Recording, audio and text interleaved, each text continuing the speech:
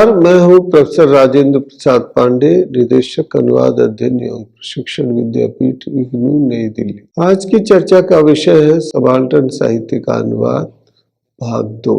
ये चर्चा MTT 019 अनुवाद की राजनीति पाठ्यक्रम के अंतर्गत की जा रही है और ये पाठ्यक्रम MA अनुवाद अध्ययन कार्यक्रम के अंतर्गत आता है।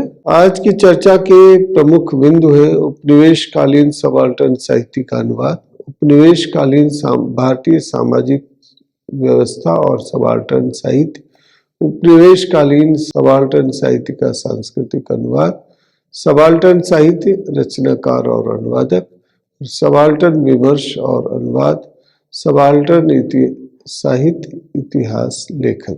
सबाल्टर्न क्या है, इसकी चर्चा पिछली वीडियो में हमने की है और सबाल्टर्न साहित्य का अनुवाद क्यों आवश्यक है, कैसे किया जाता है, उसकी रणनीतियां क्या हो सकती है, संक्षिप्त परिचय इसमें किया गया है। अब हम चर्चा करते हैं उपनिवेशकालीन सबाल्टर्न साहित्य का अनुवाद।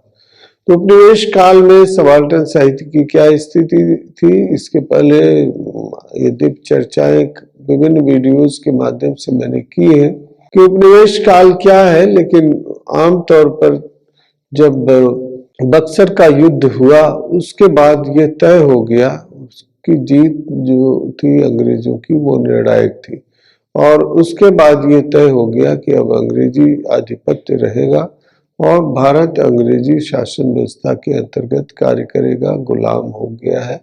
न केवल आर्थिक स्वतंत्रता हमारी खत्म हुई थी बल्कि हम राजनीतिक रूप से भी परतंत्र हो गए थे। तो राजनीतिक प्रभुसत्ता अंग्रेजों के अधीन आ गई थी और उस दृष्टि से हम लोग कार्य कर रहे थे, हम सोच रहे थे, हम स्वतंत्रता का आंदोलन कर रहे थे, स्वतंत्रता के विभिन्न तरीके आजमा रहे थे, उपाय कर रहे थे।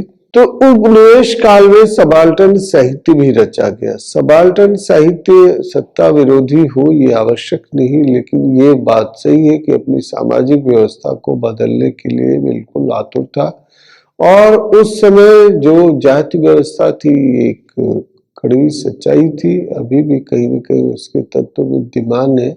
यद्यपि सामाजिक रूप से दलितों, वंचितों, पिछड़ों को आरक्षण के नाम आरक्षण की व्यवस्था प्रदान कर भारतीय संविधान ने उनका उन्नयन करने, सामाजिक प्रभुत्व बढ़ाने की कोशिश की है और समानता स्थापित करने की कोशिश की है। उपनिवेश काल में सबाल्टर्न साहित्य की स्थिति क्या थी, कैसे लिखा जाता था?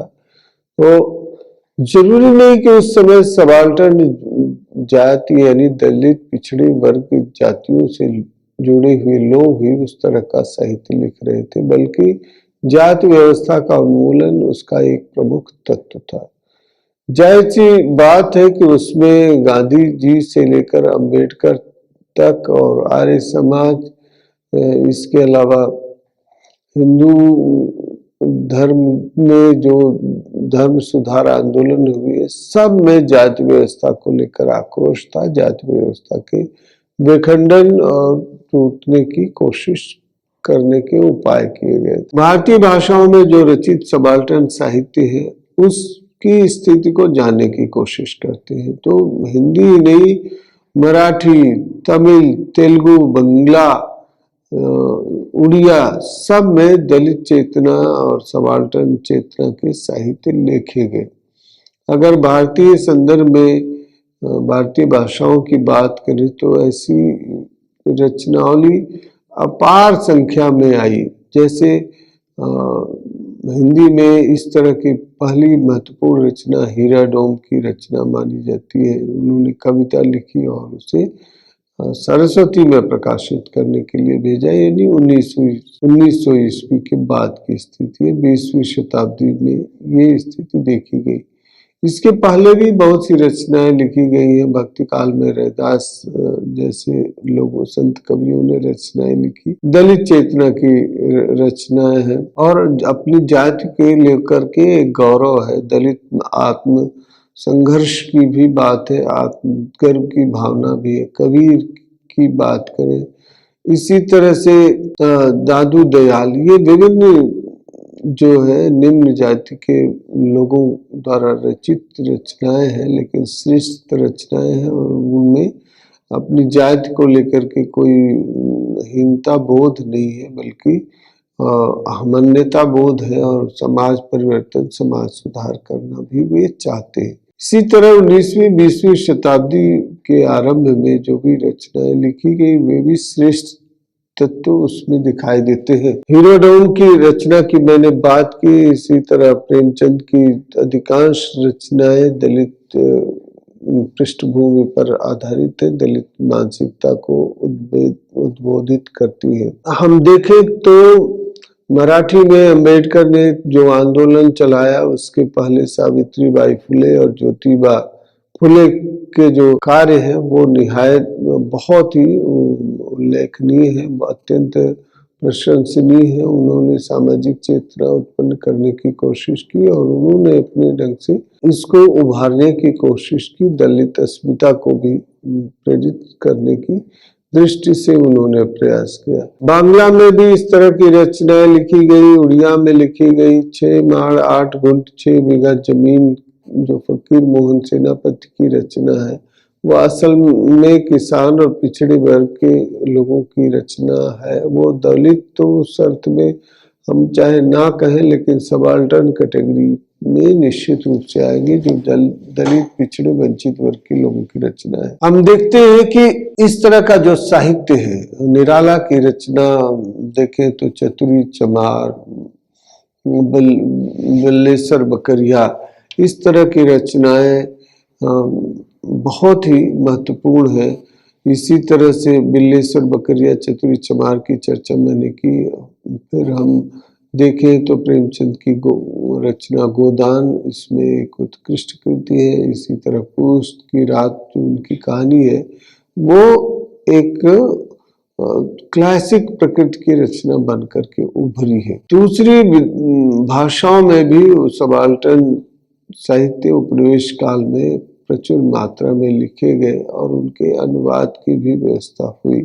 भारतीय भाषाओं में परस्पर अनुवाद हुए, उसके बाद फिर अंग्रेजी में भी अनुवाद की स्थितियां बनी। सबाल्टर्न साहित्य का अनुवाद किया गया, करना जरूरी इसलिए लगा कि वैश्विक स्तर पर पहले एक दूसरे को वे समझ सके, जान सके, उनके साथ अपना तालमेल बिठा सके और उनके साथ अपने एसोसिएशन को, यानी संगठनात्मक रूप से नहीं भावात्मक रूप से भी वे जुड़ने की कोशिश करें। इस प्रक्रिया में एक महत्वपूर्ण पहल ये हो सकता है कि कैसे उसको दलित सबाल्टर्न लिटरेचर है उसका अनुवाद किया जाए और अनुवाद के माध्यम से दूसरी भाषाओं के लोग उससे परिचित हो सके, उसको समझ सके, जान सके। ये देखा गया कि इसका अनुवाद कैसे, तो सबाल्टर्न साहित्य का जो अनुवाद है वो उसकी आवश्यकता क्यों पड़ी, क्योंकि उसके माध्यम से न केवल ज्ञान का प्रसार हो, बल्कि ये भी पता चले कि दूसरी भाषा में किस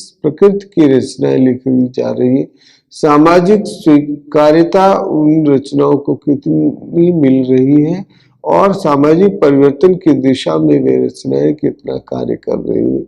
इन सब पर ध्यान केंद्रित करने की आवश्यकता है। अब सबाल्टर्न साहित्य के अनुवाद की पद्धतियां क्या अपनाई जाए। उस समय सबाल्टर्न साहित्य का जब अनुवाद किया जा रहा था तो जाहिर सी बात है लिटरल ट्रांसलेशन पर ज्यादा बल था, लेकिन इसके बावजूद ये सही है कि उस समय जो अनुवाद की रणनीतियां बनाई गई, जो अनुवादक थे वो मूल पाठ से बहुत ज्यादा विचलन करना पसंद नहीं करते थे। अनुवादक अपने को दृश्यमान करने की जो प्रवृत्ति है, यानी विजिबिलिटी ऑफ ट्रांसलेटर, आजकल एक जो की टर्म बन चुका है और अनुवाद प्रक्रिया में अपनी बात को बहुत मुखरता से रेखांकित करने का प्रयास अनुवादक करता है और अपनी पहचान भी बनाने की कोशिश करता है। तो अनुवाद अब पूरी तरह से दिशा निर्दिष्ट कार्य नहीं रह गया, बल्कि वो श्रेष्ठ कार्य है। उसको समझ करके अनुवादक और अनुवाद की गुणवत्ता का मूल्यांकन किया जाना चाहिए। तो सबाल्टर्न साहित्य के अनुवाद की जो पद्धतियां या रणनीतियां अपनाई जाती हैं, उसमें निश्चित रूप से जो फोकस है वो सबाल्टर्न टेक्स्ट और सबाल्टर्न राइटर पर ध्यान केंद्रित करके किया जाता था। पहले भी किया जाता था और बाद में भी उसी दृष्टि से विचार किया जाने लगा। इसके अलावा जो फाइडेलिटी का प्रश्न है, निष्ठा का प्रश्न, वो भी एक महत्वपूर्ण प्रश्न है। और फिर उसके बाद जो परिणति आती है कि अनुदित पाठ किस रूप में प्रस्तुत होता है, वो देखने की जरूरत है, वो ध्यान देने की जरूरत है, उस दृष्टि से भी विचार करने की आवश्यकता है। तो पाठ का जो अगर एंडेल अफेयर के हवाले से कहें तो उसका जो कॉन्सेप्चुअल ग्रिड है और टेक्सचुअल ग्रिड है, दोनों को समझने की आवश्यकता है। उस दृष्टि से अगर इसका मूल्यांकन करेंगे और उसका उपयोग करेंगे तभी ज्यादा उपयुक्त होगा। उपनिवेशकालीन भारतीय सामाजिक व्यवस्था और सबाल्टर्न साहित्य। तो उपनिवेशकालीन भारतीय सामाजिक व्यवस्था क्या थी? वर्ण व्यवस्था, जाति व्यवस्था, विभिन्न धर्मों के निम्न वर्ग के लोगों की सामाजिक स्थिति, आर्थिक आधार पर सामाजिक वर्गीकरण और सबाल्टर्न पद्धति के भारतीय विमर्शकार। इन बिंदुओं के माध्यम से इसको समझने की कोशिश करें। वर्ण व्यवस्था जैसे फोर फोल्ड सिस्टम जिसे हम करते, 4 प्रकार के वर्ण, 4 प्रकार के आश्रम की जो व्यवस्था थी, वर्णाश्रम व्यवस्था उसे हम कहते हैं। ब्राह्मण, क्षत्रिय, वैश्य और शूद्र 4 वर्ण थे। इसके अलावा ब्रह्मचर्य, गृहस्थ, वानप्रस्थ और संन्यास, ये 4 आश्रम व्यवस्थाएं थी। इस दृष्टि से इनका विभाजन और वर्गीकरण किया गया। सबका उद्देश्य था एक तरह से उनकी आर्थिक सामाजिक स्थिति के आधार पर ये वर्गीकरण किया जाता था। सबके कार्य निर्धारित थे। जैसे उस समय जाति व्यवस्था में ये बात सही है कि उसका अनुपालन नहीं होता था, वह मनुस्मृति में ही ये लिखी गई बात थी और सभी स्मृतियों में जो बात लिखी जाती है वो पूर्णतः सत्य नहीं होती। इसी तरह से मनुस्मृति में भी ये बताया गया था कि ये जो है जाति जो व्यवस्था है ये जन्मना होती है। तो ब्राह्मण वो है कि जन्मना नहीं बल्कि कर्मणा होना चाहिए, जन्म नहीं बल्कि कर्म से होनी चाहिए। और ऐसा होता भी था। आजकल भी अब देखें कि कास्ट के आधार पर जैसे उस समय कौन कौन से कार्य थे, तो ब्राह्मणों को कार्य माना जाता था ज्ञान देना, ज्ञान लेना, मतलब शिक्षा ग्रहण करना, शिक्षा प्रदान करना, दान देना, दान लेना, दान देते भी थे, दान लेते भी थे, शिक्षा देते भी थे, शिक्षा लेते भी थे। तो ये सब उनके कार्य थे। अब इसी तरह से सभी के लिए कार्य व्यवस्थाएं तय थी। किसी के लिए कृषि, वैश्य वर्ग के लिए कृषि व्यवस्था थी, शूद्र वर्ग के लिए सेवा भाव की बात कही गई थी, क्षत्रिय वर्ग के लिए राज संरक्षण और राज व्यवस्था की रक्षा करना, राज करना, ये उनका कार्य माना जाता था। तो ये कास्ट सिस्टम के जो है वर्क डिस्ट्रीब्यूशन था, क्लास डिस्ट्रीब्यूशन था और ये भारत के समाज में विद्यमान था। यद्यपि इसकी तीखी आलोचना भी हुई, संतों ने भी किया, कवियों ने किया, विभिन्न वर्गों विचारों के लोगों ने किया और समाज में ये जो निर्मित हुई मध्यकाल से लेकर के और उपनिवेश काल तक रही, भारत का संविधान जब बना तो ये व्यवस्था समाप्त कर दी गई और तय हुआ कि जाति पिछड़ी और निम्न जाति के लोग आरक्षण के हकदार होंगे। वर्ण व्यवस्था से निकली हुई ये जाति व्यवस्था बनी। लेकिन ये बात भी सही है कि डी.डी. गोस्वामी ने कहा कि ये कास्ट इज ए फैक्ट। तो कास्ट सिस्टम हमारे यहाँ इनहेरेंट है और उसको पूरी तरह समाप्त कर पाना मुश्किल है। लोहिया ने भी जाति व्यवस्था का विरोध किया और उन्होंने सरनेम मिटाने की जो है शुरुआत की और सामाजिक विरोध करने की कोशिश की गई। तो विभिन्न धर्मों के निम्न वर्ग के लोगों की सामाजिक स्थिति उस समय जो थी वो आर्थिक रूप से पिछड़े हुए लोग थे, लेकिन जरूरी नहीं कि उच्च वर्ग के जो तथाकथित अभिजन थे, श्रेष्ठ थे, उनकी सामाजिक आर्थिक स्थिति श्रेष्ठ थी, बल्कि तथ्य ये है कि वहां भी आर्थिक रूप से बहुत पिछड़े वर्ग के लोग थे। यही कारण है कि वर्तमान सरकार ने इकोनॉमिकली वीकर सेक्शन की कैटेगरी भी बनाई और 10% आर्थिक आधार पर आरक्षण उनके लिए तय किया गया, सब नौकरियों में, अन्य कार्यों में। तो आर्थिक आधार पर भी सामाजिक वर्गीकरण किया गया था और सबाल्टर्न पद्धति के जो भारतीय विमर्शकार हैं उनमें B.R. अम्बेडकर का नाम प्रमुख है। B.R. अम्बेडकर ने एनिहिलेशन ऑफ कास्ट यानी जाति व्यवस्था का उन्मूलन नामक एक पुस्तक लिखी थी। ये पुणे में जाकर लाहौर जाकर के उन्हें एक भाषण देना था, लेकिन वो कार्यक्रम निरस्त हो गया। पर उसको लेकर के बहुत डिबेट हुआ गांधी और अम्बेडकर के बीच में, लेकिन बहुत रोचक पुस्तक है और गांधी के जो मत है, जो गांधी का जो विरोध है, वो भी ध्यान देने योग्य है। तो उस दृष्टि से गांधी और अम्बेडकर ये इस के प्रमुख चर्चाकार रहे। हालांकि आर्य समाज ने बहुत महत्वपूर्ण भूमिका निभाई। उपनिवेशवादी सबाल्टर्न साहित्य का सांस्कृतिक अनुवाद। उपनिवेश कालीन प्रमुख सबाल्टर्न साहित्य, उपनिवेश काल में जो प्रमुख सबाल्टर्न साहित्य है वो अम्बेडकर की रचनाएं थी, गांधी की रचनाएं थी, और उसके अलावा तिलक की रचनाएं थी। तो इन सब लोगों ने अपने अपने ढंग से, ज्योतिबा फुले और हमने सावित्रीबाई फुले का जिक्र किया ही, इसी तरह महादेव गोविंद रानडे जो भी लिख रहे थे उस समय, दयानंद सरस्वती, इनकी रचनाओं में एक तरह से विद्रोह की भावना थी, जाति व्यवस्था के उन्मूलन के तत्व थे। अगर प्रमुख सबाल्टर्न साहित्य कहा जाए तो राजनीतिक स्तर पर B.R. अम्बेडकर का एनिहिलेशन ऑफ कास्ट इस दृष्टि से उत्कृष्ट रचना है।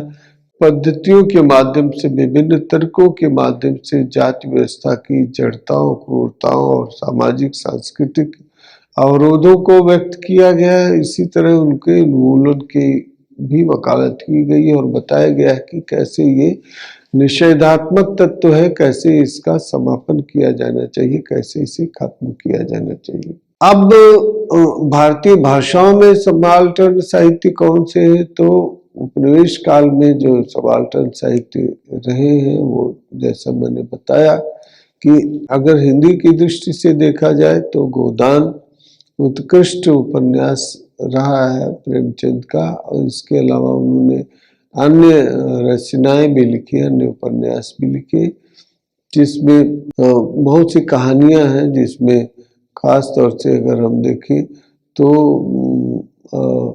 पूस की रात है, उसके अलावा कफन है, ये कहानियां श्रेष्ठ सबाल्टर्न लिटरेचर के अंतर्गत आ सकती हैं। इसी तरह से अगर देखें तो सूर्यकांत त्रिपाठी निराला की रचना चतुरी चमार बिल्लेसर बकरिया और तोड़ती पत्थर जैसी कविता श्रेष्ठतम रचना कही जा सकती है सबाल्टर्न पर्सपेक्टिव में। अब इस नजरिए से अगर आप इसका अवलोकन करें, विश्लेषण करें, तो हम पाते हैं कि उपनिवेश काल में भी सबाल्टर्न मत जो है विमर्श के तौर पर आ गया था। जाति प्रथा का उन्मूलन सभी समाज सुधार आंदोलनों का प्रमुख तत्व बन गया था। उस दृष्टि से उसको देखने की आवश्यकता है। सांस्कृतिक अनुवाद, यह अवधारणा होमी भाभा की है और लोकेशन ऑफ कल्चर उनकी पुस्तक है।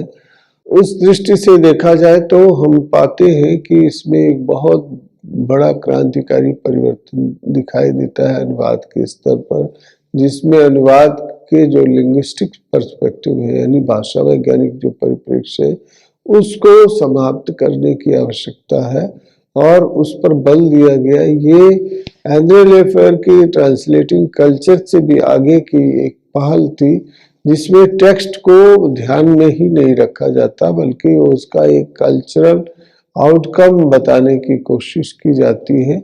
और यहाँ हम रेखांकित कर सकते हैं कि कैसे जो कल्चरल पर्सपेक्टिव है वो उपयोगी होती है। उदाहरण के लिए होमी भाभा जब कहते हैं कि उनकी व्याख्या के आधार पर कहा जा सकता है, लोकेशन ऑफ कल्चर की व्याख्या, उसका विश्लेषण करके ये समझा जा सकता है कि संस्कृति असल में अनुदित कर्म हो ही नहीं सकता है।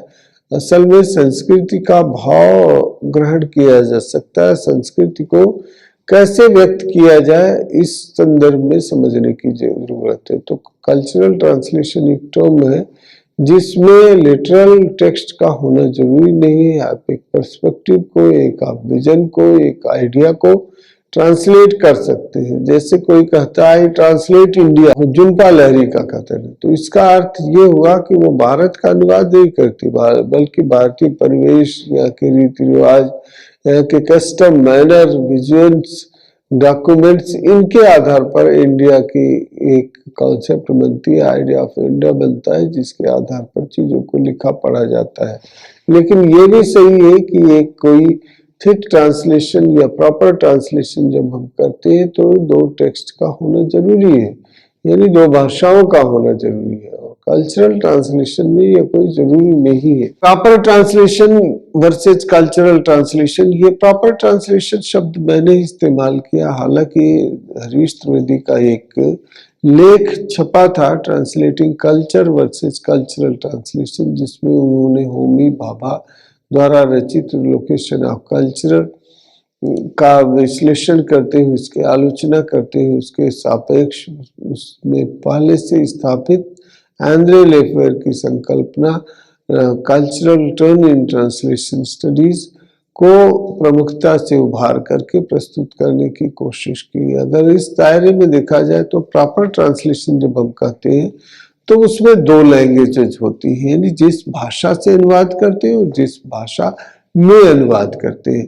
तो जब हम किसी एक भाषा से दूसरी भाषा में अनुवाद करते हैं तो जाहिर सी बात है कितना भी उसमें हम जोड़ने घटाने का प्रयास करें, उसको काटने की कोशिश करें, लेकिन मूल बात यह रह जाती है कि उसका जो मुख्य तत्व है, जो प्रमुख तत्व है, वो न हिलने पाए। तो अनुवादक कितनी भी अपनी विजिबिलिटी दिखाने की कोशिश करता है, लेकिन बात यह है कि उसकी विजिबिलिटी एक सीमा तक ही रहेगी, नहीं तो ये कल्चरल ट्रांसलेशन बन करके रह जाएगा। कल्चरल ट्रांसलेशन के लिए जैसा बताया कि कोई जरूरी नहीं कि कोई एक गिवन टेक्स्ट हो, वो आइडिया भी हो सकता है, वो वर्ड्स भी हो सकता है, वो विजन भी हो सकता है। तो कंपोजिंग दी अदर की जब बात एंड्रे लेफेयर करते हैं तो जिसकी बात करते थे कि दूसरी संस्कृति का ज्ञान पहले होना चाहिए अनुवादक को, तभी वो सार्थक अनुवाद कर सकता है। और कॉन्सेप्चुअल ग्रिड और टेक्सचुअल ग्रिड की भी जब वे बात करते हैं तो कुछ अवधारणात्मक बातें होती हैं और कुछ शब्द और पाठ पर आधारित बातें होती हैं, तो इन दोनों के बीच समन्वय करने की आवश्यकता है। तो कल्चरल ट्रांसलेशन असल में एक यूटोपियन कॉन्सेप्ट है जिसको बहुत सही नहीं ठहराया जा सकता है, जैसा हरीश त्रिवेदी अपने वक्तव्य में, अपने व्याख्यान में, अपने प्रसिद्ध निवेदन translating culture versus cultural translation में करते हैं। सबाल्टर्न साहित्य रचनाकार और अनुवादक। तो सबाल्टर्न साहित्य के प्रमुख रचनाकार कौन है? सबाल्टर्न साहित्य के प्रमुख रचनाकारों में हम भारतीय परिप्रेक्ष्य में अगर देखने की कोशिश करें तो पाते हैं कि महाश्वेता देवी प्रमुख रचनाकार हैं। इसके अतिरिक्त हम उन सबाल्टर्न साहित्य के रचनाकारों को मानते हैं जैसे शरण लिम्बाले, जैसे अक्खर मासी के रचयिता शरण लिम्बाले हैं, या जूठन के ओम प्रकाश वाल्मीकि या दया पवार या मोहनदास मिश्रा अपने अपने पिजरे, तो इस तरह के प्रमुख रचनाकार हैं। सबाल्टर्न साहित्य के प्रमुख अनुवादक कौन है? प्रमुख अनुवादक इसमें अनुवाद कर्म में जो रचनाकार है स्वयं सक्रिय नहीं रहे हैं, लेकिन उन्होंने अन्य लोगों से रचनाएं अनुदित करवाई हैं। और उन प्रमुख अनुवादकों में उपनिवेश काल में कहा जाए तो बहुत सी रचनाएं अनुदित की। स्वयं प्रेमचंद ने अपनी उर्दू की रचना हिंदी में अनुदित की, जैसे दूसरे रचनाकारों ने भी अनुवाद किए हैं। और बाद के दौर में तो भालचंद माड़े ने भी अनुवाद किया है। इसके अलावा भालचंद माड़े की अनुवाद की शैली देखी जा सकती है। इसके अतिरिक्त हम ये भी पाते हैं कि रचनाकारों ने भी स्वयं अनुवाद किया है और उसके अलावा दूसरी भाषा के साधारण अनुवादकों ने अनुवाद किया। तो अनुवाद नहीं महत्वपूर्ण रह गया है, बल्कि उसकी जो शैली है वो महत्वपूर्ण रह गई। अब सबाल्टर्न साहित्य अनुवाद की प्रासंगिकता। सबाल्टर्न साहित्य का अनुवाद क्यों किया जाए, उसकी जरूरत क्या क्यों है? तो सबाल्टर्न साहित्य का महत्व तभी होता है जब दलित अस्मिता के तत्व उसमें विद्यमान हो। सबाल्टर्न के बारे में जागरूक करना ये मार्जिनलाइज्ड है। मार्जिनलाइज्ड लिटरेचर को, हाशिए के साहित्य को भी हम दूसरे संदर्भ में रेखांकित कर सकते हैं। उपासित साहित्य, हाशिए का साहित्य, दलित साहित्य, स्त्री साहित्य, ये जो है पिछड़े, दलित, दमित, वंचित वर्गों की द्वारा जो रचित साहित्य है उनकी चेतना पर केंद्रित जो सबाल्टर्न विमर्श और अनुवाद। सबाल्टर्न विमर्श कहाँ से शुरू हुआ? जैसे मैंने बताया, अम्बेडकर, पूना पैक्ट, गांधी और अम्बेडकर के विचारों पर केंद्रित है। जात के आधार पर आरक्षण होना चाहिए, नहीं होना चाहिए। इसके अलावा एनिहिलेशन ऑफ कास्ट, जिसकी चर्चा मैंने की, वो उस पर भी ये विचार रहा है। रामचंद्र गुहा ने सबाल्टर्न को एक थियोरेटिकल पर्सपेक्टिव में रखने की कोशिश की। इसी तरह डेविड हार्डिमन ने सबाल्टर्न क्या है, कैसे किया जाता है, इंडियन पर्सपेक्टिव में सबाल्टर्न क्या है, उसको समझने की कोशिश की। और सबाल्टर्न साहित्य का अनुवाद, महाश्वेता देवी की रचना का अनुवाद गायत्री चक्रवर्ती स्पिवाक ने किया है। सबाल्टर्न साहित्य इतिहास लेखन। तो हिस्ट्री फ्रॉम द बिलो, जमीन के स्तर से उठाकर के इतिहास लिखा जाए, ये सबाल्टर्न साहित्य, जो सबाल्टर्न हिस्टोरियोग्राफी, उसका प्रमुख तत्व। पीपल्स हिस्ट्री, जनता का इतिहास, और गांधी अम्बेडकर का विवाद, इस संदर्भ में देखने की जरूरत है। इस दृष्टि से उसे समझा जा सकता है। तो ये इस मायने में एक उत्कृष्ट विचार विमर्श परक रचना हो सकती है कि जनता को ध्यान में रख के इतिहास लिखा जाए। पहले क्या था कि राजा रजवाड़े, सामाजिक व्यवस्था, प्रमुख नीतियां, इसके आधार पर इतिहास लिखा जाता था।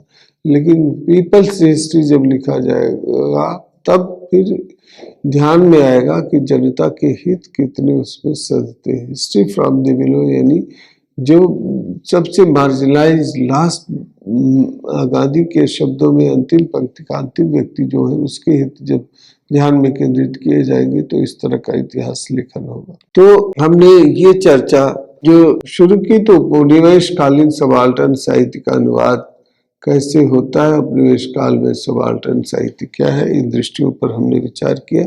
ये चर्चा बहुत उपयोगी रही होगी, इस विश्वास के साथ इसको हम विराम देते हैं। आपने ध्यान पूर्वक सुना और बहुत बहुत